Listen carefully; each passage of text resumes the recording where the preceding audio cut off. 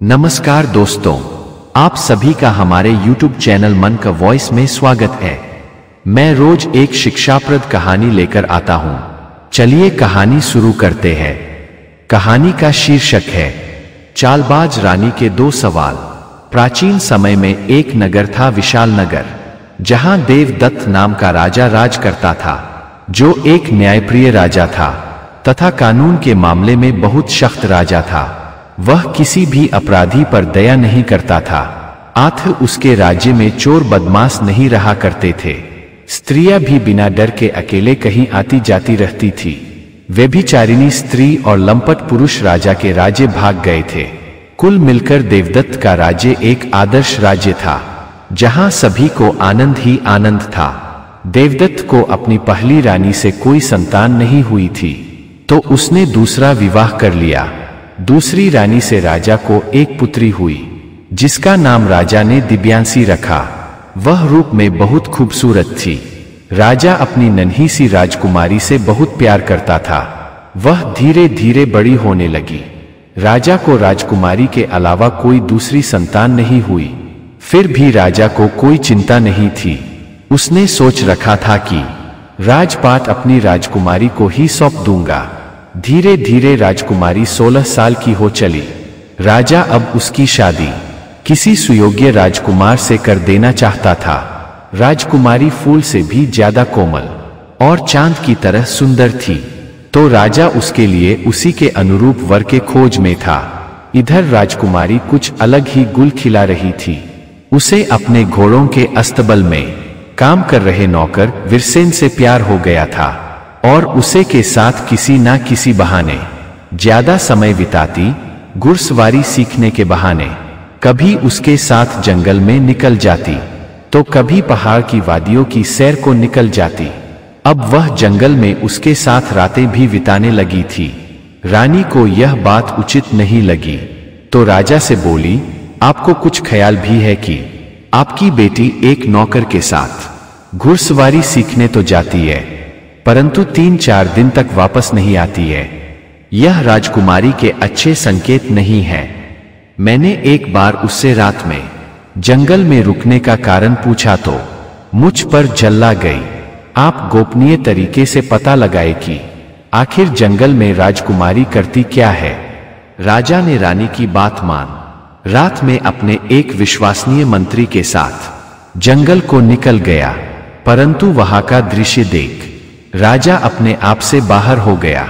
वहां राजा ने देखा कि राजकुमारी नौकर वीरसेन के साथ आपत्तिजनक अवस्था में है, तो राजा ने बिना देर किए नौकर को मार डाला और फिर राजकुमारी का वध करने के लिए आगे बढ़ा, तो मंत्री ने राजा को रोक लिया।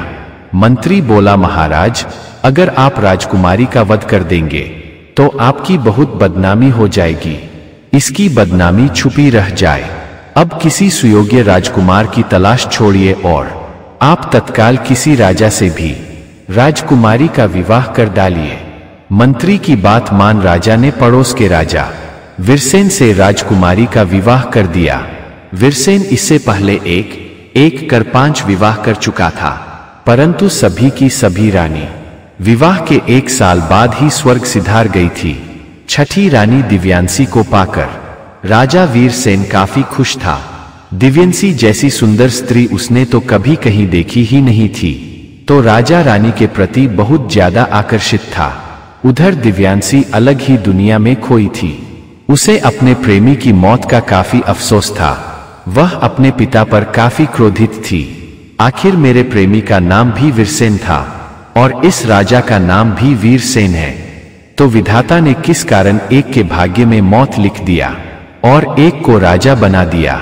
एक से प्रेम कर बैठी तो उसे मौत मिली और एक के गले जबरदस्ती बांध दी गई। आखिर इस बात का जवाब हमें कैसे मिलेगा।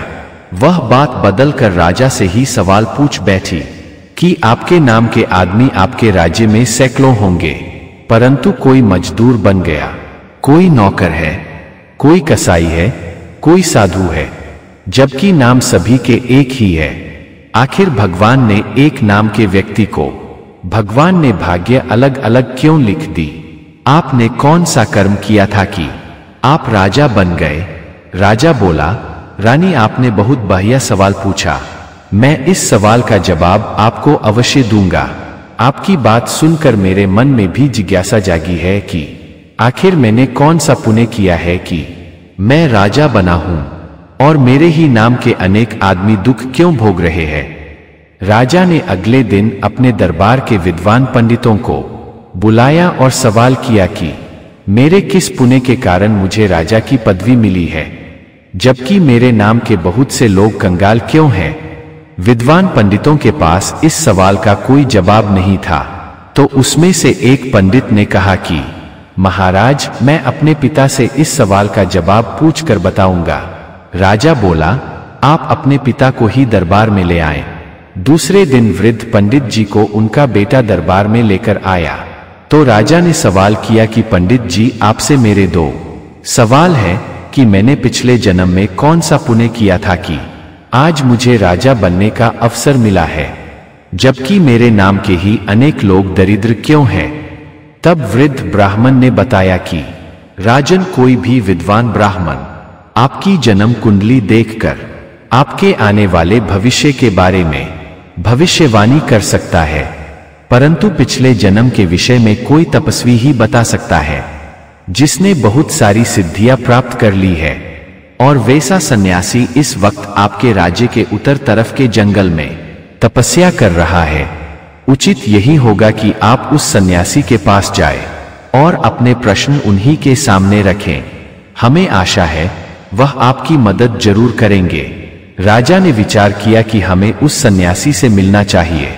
दरअसल ये सवाल राजा के स्वयं के नहीं थे, बल्कि रानी के सवाल थे, और राजा रानी की सुंदरता पर इतनी मोहित था कि रानी के कहने पर चांद पर चढ़ने के लिए सीढ़ी का निर्माण शुरू करा सकता था। तो राजा दूसरे दिन सन्यासी की खोज में निकल पड़ा।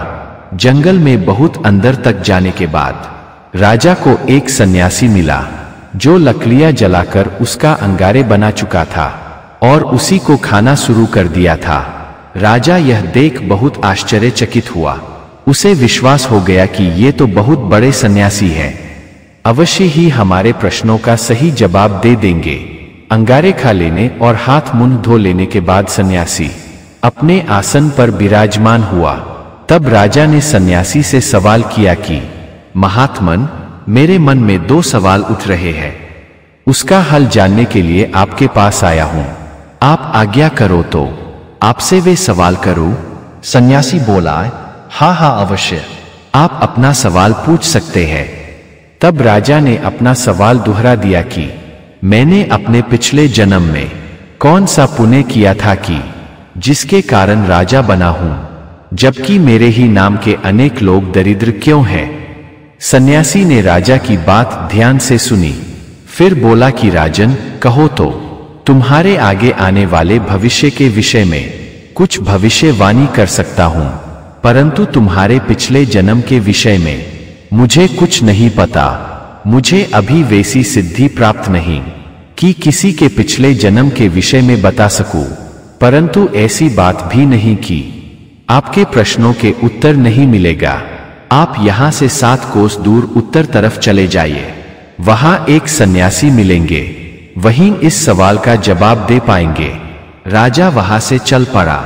चलते चलते उस स्थान पर पहुंच गया जहां एक महात्मा आग जलाकर फिर उसे बुझ जाने का इंतजार कर रहा था।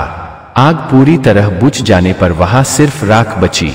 महात्मा ने उस रात का भोग लगाया और पूरी रात खा लिया।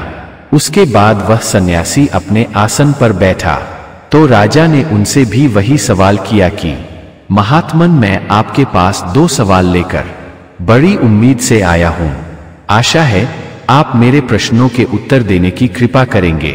महात्मा बोले, हाँ हाँ पूछो। तब राजा ने उनसे भी वही प्रश्न दोहरा दिया कि महात्मा, आप बताने की कृपा करें कि मैंने पिछले जन्म में कौन से पुण्य किया था कि राजा बना हूं और मेरे नाम के अनेकों आदमी दरिद्र क्यों हैं। तब महात्मा ने बताया कि राजन, तुम ये क्या बेतुका सवाल लेकर घूम रहे हो। पीछे बीत चुका समय कभी वापस नहीं आने वाला, फिर भी किसी कारण बस जानना ही चाहते हो तो तुम्हें यहाँ से 7 कोस उत्तर एक गांव में जाना होगा। वहीं एक आदमी मिलेगा। उस आदमी की पहचान यही है कि उसने जन्म से लेकर अब तक कुछ भी नहीं खाया है। जिस दिन खा लेगा मर जाएगा। तुम्हारे प्रश्नों का उत्तर वही मिल जाएगा। राजा उस आदमी को ढूंढता हुआ उस गांव में पहुंच गया जहां वह आदमी रहता था। उसे ढूंढने में राजा को कोई विशेष परेशानी नहीं हुई, क्योंकि वैसे लोग प्रसिद्ध होते हैं। उस आदमी के पास राजा के पहुंचने पर उसने राजा का स्वागत किया। राजा ने उससे प्रश्न किया कि मैं आपके पास 2 प्रश्न लेकर आया हूं। आदमी ने कहा, मैं आपके प्रश्नों को पहले से जानता हूं, फिर भी आप अपने प्रश्नों को दोहरा सकते हैं। राजा ने वही सवाल किया कि आप बताएं कि मैं किस पुण्य के कारण राजा बना हूं और मेरे ही नाम के अनेक आदमी दरिद्र क्यों हैं। उस आदमी ने कहा कि आप अपने सवालों के जवाब चाहते हो तो ध्यान से सुनो राजन। पिछले जन्म में हम 4 भाई थे। हम चारों एक गरीब ग्वाले के घर जन्म लिए थे। हम जब बड़े हुए तो जंगल में एक साथ गाय चराने जाते थे। हम जंगल से पशुओं के लिए अतिरिक्त चारा और लकड़ियां काटकर रोज शाम में लौट आते थे। माँ हमें रोज दोपहर के लिए खाना दे देती थी। वैसे तो हम घर से सुबह में खाना खाकर ही जंगल को निकलते, उसके बावजूद माँ हमें एक रोटी दोपहर के लिए भी बांध देती। परंतु हम जवान हो चले थे तो एक रोटी हमारे लिए पर्याप्त नहीं थी। कभी कभार जंगल में हमें पक्के फल भी मिल जाते थे तो हमारा काम चल जाया करता था, लेकिन रोज रोज फल नहीं मिल पाता था तो हमें एक रोटी से ही काम चलाना पड़ता। एक दिन हम चारों भाई एक रोटी लेकर खाने बैठे थे। अभी हमने खाना शुरू नहीं किया था कि एक भूखा साधु वहां आ गया और बड़े भाई से भोजन की याचना करने लगा। बड़े भाई ने उससे बहुत बेरुखी से कहा कि हमारे पास एक ही रोटी है, अगर तुम्हें दे दिया तो क्या खुद आग खाऊंगा। साधु दूसरे बड़े भाई से भोजन की याचना करने लगा तो उसने भी बहुत बेरुखी से जवाब दिया कि मैं तुम्हें अपना हिस्सा देकर क्या राख खाऊंगा। अब वह साधु मेरे से भोजन की याचना किया तो मैंने भी उसके साथ बुरा बर्ताव किया और कहा कि अपने हिस्से की रोटी तुम्हें देकर जिंदगी भर भूखा रहूंगा। उस साधु ने सबसे छोटे भाई यानी तुमसे भोजन की याचना किया तो तुमने बड़े प्रेम से अपनी पूरी रोटी साधु को दे दिया। साधु ने बड़ी चाव से रोटी खाया। तब तक हम तीनों भी अपनी रोटी खा चुके थे। साधु रोटी खाते ही एक देवता के रूप में प्रकट हो गया और तुमसे बोला कि तुमने मुझे अपने भूखा रहकर भी अपना सर्वस्व दे दिया, इसके लिए तुम्हें जरा भी मलाल नहीं हुआ। आज तुम अगले जन्म में एक प्रतापी राजा बनोगे। वह देवता हम तीनों के तरफ मुखातिब हुआ और बोला कि तुम लोगों ने जो भी मन में कामना रखी थी अगले जन्म में मिल जाएगा और तुम्हें अपना पिछला जन्म याद भी रहेगा। राजा तुम सबसे पहले बड़े भाई से मिले जो आग खा रहे थे, दूसरे भाई से भी मिले, वह रात खा रहा था, और मुझसे मिल रहे हो जो मैं कुछ खा ही नहीं सकता। अब तुम्हारे नाम के और आदमियों के पिछले जन्म की बात बताने लगूं तो वर्षों बीत जाएंगे। तुम सबकी बात छोड़ो, मैं तुम्हें तुम्हारे नाम के एक आदमी के विषय में बताता हूं जो तुम्हारे ससुर के यहाँ स्तबल में नौकर था, जिसकी हत्या तुम्हारे ससुर ने कर दी। वह पिछले जन्म में राजा था और तुम्हारे ससुर उसका नौकर राजा की बेटी से प्यार कर बैठा था। आज राजा ने नौकर की हत्या कर दी थी। राजा अपने सवालों का जवाब पाकर बहुत खुश था। वह अपने भाई से बोला, भाई तुम पिछले जन्म में मेरे भाई रहे हो, बोलो मैं इस जन्म में तुम्हारी क्या मदद कर सकता हूं। तब वह आदमी बोला, भाई तुम हमारी कोई मदद नहीं कर सकते। हम तीनों को ऐसा श्राप लगा है कि कोई हमारी मदद नहीं कर सकता। आज तुम अपने महल वापस लौट जाओ और अपनी प्रजा का ख्याल रखो। कभी गलती से भी कोई ऐसा काम मत करना जिसका श्राप तुम्हारे ऊपर लगे। राजा अपने महल वापस आ गया था। राजा ने रानी से अपने बारे में तथा अपने ससुर के उस नौकर के विषय में बताया जिसकी राजा ने हत्या कर दी थी। बदचलन रानी यही तो जानना चाहती थी। उसे अपने सवालों के उत्तर मिल गया था, मगर मूर्ख राजा के पल्ले कुछ नहीं पड़ा था कि हमारे ससुर ने किस अपराध में हमारे नौकर को मौत की सजा दे दी है।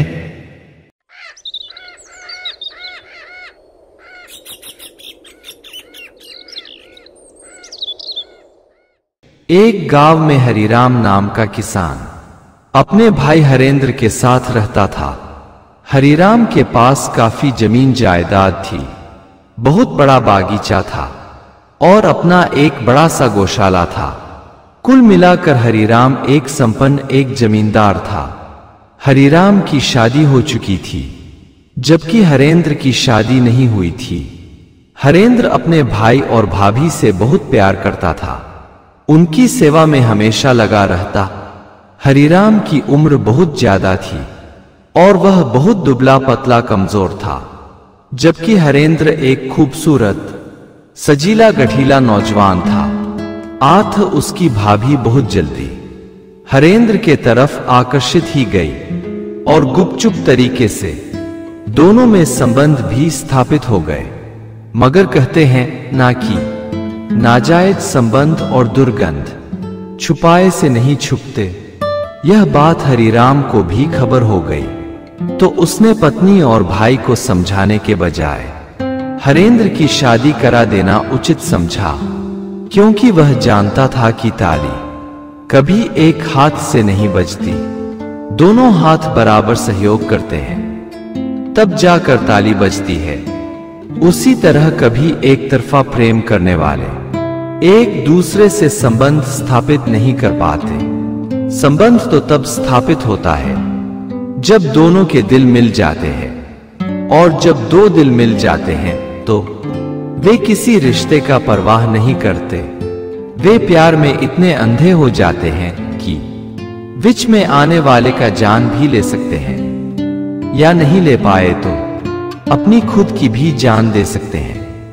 पेड़ की जड़ में पैर फंस जाने पर कभी उसे झटके से नहीं निकालते, अन्यथा पैर टूट जाता है।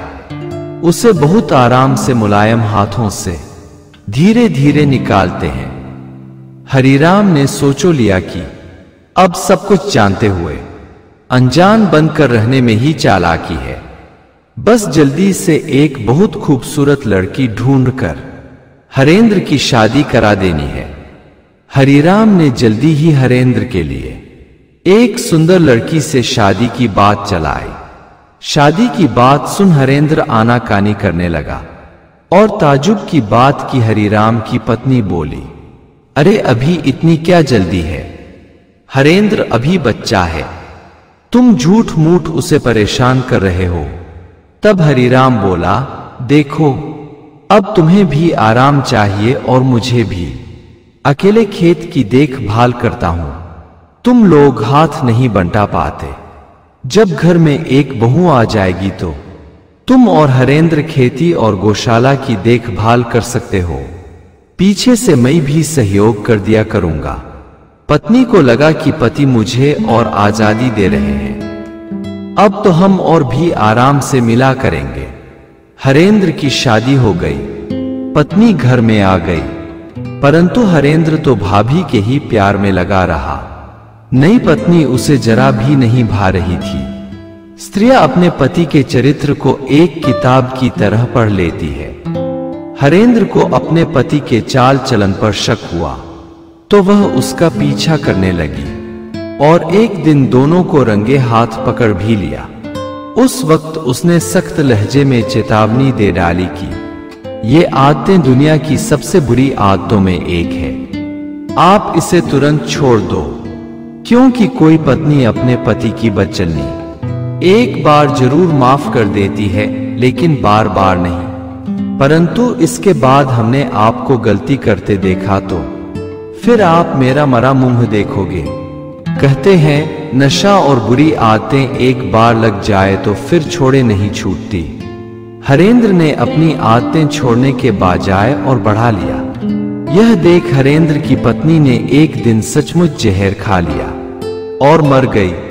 इस बात का गम ना तो हरेंद्र को हुआ ना उसकी भाभी को हुआ, परंतु हरिराम को काफी सदमा लगा। उसने जो सोच रखा था ठीक उसका उल्टा हो गया। सदमे के कारण हरिराम बीमार पड़ गया और एक दिन चल बसा।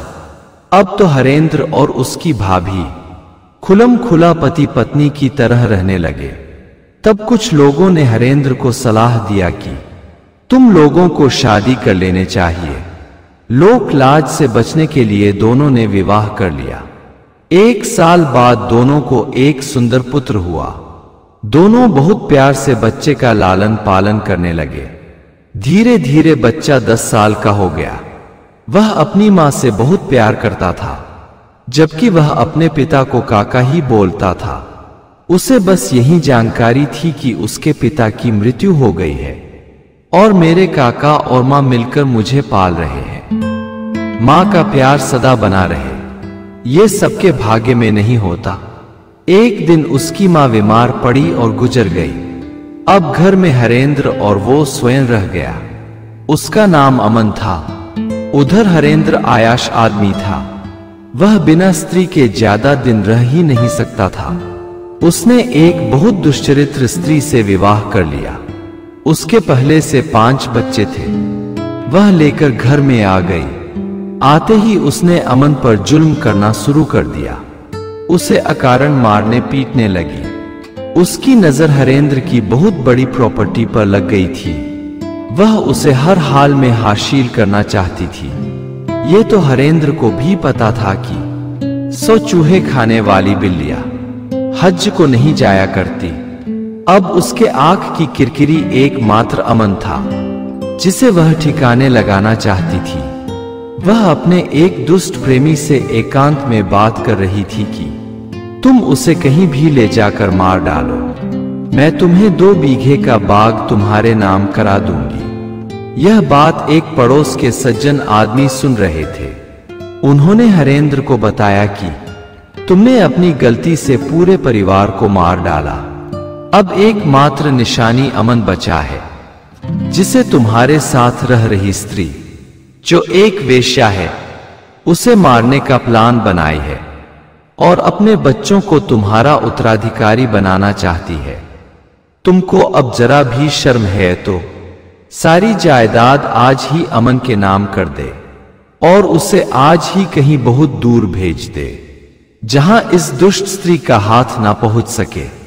हरेंद्र को तो जैसे सोए से नींद खुल गई। उसे पहली बार अपनी करनी पर बहुत पछतावा हुआ। उसे लगाने लगा कि अपनी पत्नी और भाई की मौत का जिम्मेदार खुद है। अब उसे अमन बहुत प्यारा लगने लगा। उसने कचहरी जाकर सारी जायदाद अमन के नाम कर दिया और अमन से बोला, तू किसी दूसरे नगर चला जा, भीख मांग कर खा लेना, परंतु जब तक सयाने ना हो जाना, कभी लौटकर यहां मत आना। यहां तुम्हारे जान को खतरा है। अमन चाचा का साथ नहीं छोड़ना चाहता था, परंतु काकी की क्रूरता और काका की मौन ने उसे दूसरे नगर जाने के लिए विवश कर दिया। वह दूसरे नगर चला गया। वह इधर उधर भटक रहा था। बहुत भूखा भी था। उसे मांगना भी नहीं आता था, क्योंकि वह भिखमंगा तो था नहीं। वह एक जगह बैठकर रोने लगा। उधर से एक सेठ आ रहे थे। उनकी नजर रोते बच्चे पर पड़ी तो रुक गए और बच्चे से रोने का कारण पूछा। बच्चे ने बताया कि मुझे बहुत जोर की भूख लगी है। सेठ ने उसे अपने पॉकेट से निकाल 2 पैसे दे दिए, परंतु वह लड़का उसे लेने से इनकार कर गया। बोला, माफ करना सेठ जी, मैं कोई भिखमंगा नहीं हूं। मैं भूखे मर जाऊंगा, परंतु किसी से मुफ्त में कुछ भी नहीं लूंगा। मांगने से मर जाना कहीं भला है। सेठ उसकी बात सुन बहुत प्रभावित हुआ। बोला, लगता है घर से भागकर आए हो। क्या तुम मेरे यहां काम करना पसंद करोगे? लड़का बोला, हाँ सेठ जी, काम के बदले खाना पसंद करूंगा। इस प्रकार वह सेठ के पास रहने लगा। वह सेठ से भोजन कपड़ा के अलावा कुछ भी नहीं लेता। वह जल्द ही सेठ का विश्वास पात्र बन गया और सेठ का कारोबार एक बेटे की तरह संभालने लगा। सेठ का एक बेटा और बेटी भी थे। वह अपने बेटा बेटी पर उतना भरोसा नहीं करता जितना कि अपने नौकर अमन पर करता। उधर हरेंद्र की नई पत्नी अमन को मरवाने के लिए ढूंढने लगी। वह हरेंद्र से पूछी, तुम्हारा वो पिल्ला कहीं दिखाई नहीं पड़ता? हरेंद्र बोला, दिखाई तो मुझे भी नहीं पड़ रहा, परंतु उसके नहीं रहने से हमें भारी नुकसान उठाना पड़ेगा। तुम रोज उसे मारती पीटती थी, लगता है उसी के चलते राजदरबार चला गया है। ये सारी जमीन जायदाद मकान सब उसी के नाम से है। मेरे भाई ने मरने से पहले उसी के नाम कर दी थी। अब अगर वह राजदरबार में तुम्हारे खिलाफ मारपीट की शिकायत करता है तो तुम्हें तो जेल होगी ही, मैं भी नहीं बच पाऊंगा। जब स्त्री ने सुना कि हरेंद्र के नाम कुछ भी नहीं तो तुरंत अपना बोरिया बिस्तर उठाई और चल दी। हरेंद्र बोला, जाने मन मुझे छोड़कर मत जाओ, तुम मेरी अच्छी पत्नी हो। तब वह स्त्री बोली, भिखमंगे मुझे पत्नी कहते शर्म नहीं आ रही? पहले तो मुझे बताया कि सारी प्रॉपर्टी तुम्हारी है, तुम रानी की तरह राज करोगी, और अब झूठे प्यार जताने का नाटक कर रहे हो। तुम्हें पता नहीं है कि दूसरी पत्नी या प्रेमिका रखने पर हाथी के बराबर खर्च आता है। वह पैर पटकती हुई चली गई। हरेंद्र ने राहत का सांस लिया। उधर सेठ के बेटा बेटी एक दूसरे नगर में रहकर शिक्षा अध्ययन करते थे। शिक्षा पूरी कर 10 वर्ष बाद सेठ के बेटा बेटी घर लौट आए। अब अमन भी 20 वर्ष का हो चुका था। वह अब सेठ के घर से बाहर तक का सभी कार्य देखा करता था।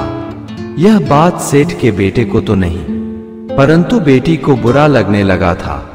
वह अपने पिता से कह भी चुकी थी कि नौकरों को इतना सर चढ़ाना अच्छी बात नहीं। वह नहीं चाहती थी कि नौकर हर जगह ताक झांक करे, परंतु अमन को सेठ की बेटी पर कुछ अलग किस्म का शक था।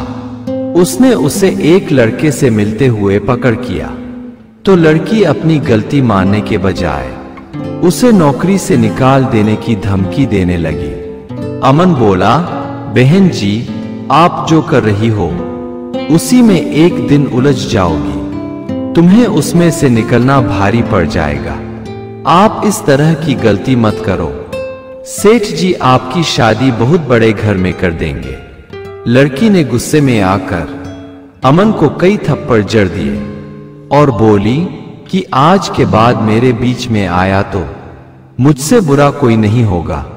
अमन ने भी अब इस मामले से दूर ही रहना अच्छा समझा। वह रोज सुबह सैर करने निकलता था। आज वह बहुत रात में ही सैर को निकल गया था। कारण था कि आसमान में बादल छाए थे। उसे समय का सही जानकारी नहीं चल पाया तो 2 घंटे पहले ही निकल गया। वह एक तालाब में रोज अपना हाथ मुंह धोता था। तालाब एकांत और सुनसान जगह पर था। उसने देखा कि एक लड़की तेजी के आ रही है और बिना सोचे समझे तालाब में छलांग लगा दी है। अमन समझ गया कि वह स्नान करने के लिए इतनी रात में छलांग नहीं लगाई है, वह आत्महत्या करना चाहती है। उसने तुरंत पानी में कूद लड़की को बाहर निकाला। वह देखकर हैरान रह गया कि यह अपने सेठ की बेटी है। वह बोल पड़ा, बहन तुम, और ये कदम, तुमसे तो ऐसी उम्मीद नहीं थी। अगर तुम मर जाती तो सेठ किसी को मुंह दिखाने के लायक भी नहीं रह पाते। वह बोली, अगर मैं जिंदा रहती हूं तो भी मेरे पिता किसी को मुंह नहीं दिखा पाएंगे। तुम्हारी बात नहीं मानकर मैंने बहुत बड़ी गलती कर दी है। उस लड़के ने मुझे धोखा दिया है। अब मैं उसके बच्चे की मां बनने वाली हूं और वह मुझसे विवाह नहीं करना चाहता। वह मुझ पर लांछन लगा रहा है कि तुम बच्चलन हो। अब मेरे पास मरने के सिवा कोई रास्ता भी नहीं है। अमन बोला, बहन तुम पहले ये बताओ कि वह लड़का कौन है, किसका बेटा है। तब वह बताई कि वह तो सेठ बनवारी लाल का एकलौता बेटा है। अमन बोला, बस मुझे इतना ही जानना था। अब तुम आराम से घर में बैठो। और जितना कहता हूं उतना ही करो। इस बात की जानकारी भी मेरे अलावा घर में किसी को नहीं होने चाहिए। बनवारी के बेटे की तो बात ही छोड़िए, खुद बनवारी तुम्हारे कदमों में पड़कर दया की भीख मांगेगा। आगे की बात मैं तुम्हें बताता रहूंगा। तुम मेरी बहन हो, तुम्हारी इज्जत कभी नीलाम नहीं होने दूंगा। सेठ घनश्याम की बेटी अमन की दीवानी थी, मगर अमन था कि उस पर घास नहीं डाल रहा था। अमन ने पहली बार जब बनवारी की बेटी को महत्व दिया तो वह फूले नहीं समाई। वह किसी न किसी बहाने अमन से रोज मिलने लगी, उसके साथ मरने जीने की कस्में खाने लगी। अमन जब देख लिया कि अब बात अपने बस में आ चुकी है, तब वह उस लड़की से बोला कि देखो, तुम अगर मेरे साथ विवाह करना चाहती हो तो पहले एक बात बता देना चाहता हूं कि मैं कोई सेठ का नौकर नहीं हूं, बल्कि एक जमींदार हूं। मैं जब छोटा था तो अपने यहां मेरे जीवन को खतरा था, इसलिए सेठ के पास पड़ा रहा। सेठ भी मेरे पिता की तरह हैं, बल्कि सच पूछो तो अब वही मेरे पिता है। और सेठ की इज्जत पर आंच आए ये मैं बर्दाश्त नहीं कर सकता। तुम्हारा भाई मेरी बहन यानी सेठ की बेटी की इज्जत से खिलवाड़ किया है, क्योंकि उसका प्यार मेरी तरह पवित्र नहीं है। और अब बात बहुत दूर तक पहुंच चुकी है, इसमें तुम्हें मेरा साथ देना होगा। तुम अपने भाई से साफ साफ बता दो कि मैं सेठ का नौकर ही नहीं, यहां के राजा का जासूस भी हूं। मुझे हर तीसरे दिन राजदरबार जाना पड़ता है। राजा मुझसे हर जानकारी लेता रहता है। मैं अपनी बहन के साथ हुई ज्यादती की बात राज दरबार में उठाऊंगा और तुम्हारे भाई की फांसी की मांग करूंगा। अब भलाई इसी में है कि तुम्हारा भाई एक हफ्ते के अंदर मेरी बहन से शादी कर ले। तुम यह बात अपने माता पिता सबसे बता देना, और तुम अपनी तरफ से निफिक्र रहना, क्योंकि जब मेरी बहन तुम्हारी भाभी बन जाएगी तो वह भी तुम्हें अपनी भाभी बना लेगी। उस लड़की ने तो जैसे घर में कोहराम ही मचा दिया। उसके भाई को लगने लगा कि राजा के सैनिक सचमुच फांसी का फंदा लेकर आ रहे हैं और उसे फांसी पर चढ़ा रहे हैं। बनवारी सेठ भी यह बात सुन बहुत डर गया। उसे लगा कि बेटे ने तो गलती कर ही दिया है। अब अगर बात राज दरबार जाती है तो मुझे भी राजा नहीं छोड़ने वाला। मैंने एक बार घटिया माल राज दरबार भेजवा दिया था। राजा ने मेरी 1 साल की कमाई रोक ली थी। अब वह किसी लफड़े में नहीं पड़ना चाहता था। वह अपने बेटे को ही गलती ठहराया। उसने बिना देर किए सेठ की बेटी से अपने बेटे की शादी कर दी। कुछ दिन बाद और सेठ की बेटी ने अपनी ननद की शादी अमन से करा दी, क्योंकि वह जानती थी कि अमन और उसकी ननद ने उसका घर बसाया है। अब उसका फर्ज बनता है कि अपने मुंहबोले भाई और अपनी ननद का घर बसा दे। अमन कोई नौकर तो था नहीं। वह अपनी नई नवेली दुल्हन लेकर गांव लौट आया। उसका काका हरेंद्र उसका बाट ढूंढ रहा था। हरेंद्र अपनी सारी जिम्मेदारी अमन को सौंप सन्यासी बन गया। मनुष्य का जीवन एक नसीब का खेल है। पूरा जीवन मनुष्य अपनी इच्छा की पूर्ति में लगा रहता है, परंतु होता वही है जो भाग्य में लिखा रहता है। अगर आपको हमारी कहानी अच्छी लगी हो तो हमारे चैनल को सब्सक्राइब करें, लाइक करें और कमेंट बॉक्स में राधे राधे जरूर लिखें। आपसे पुनः मिलते हैं एक नई वीडियो के साथ। तब तक के लिए आपको और आपके पूरे परिवार को राधे राधे।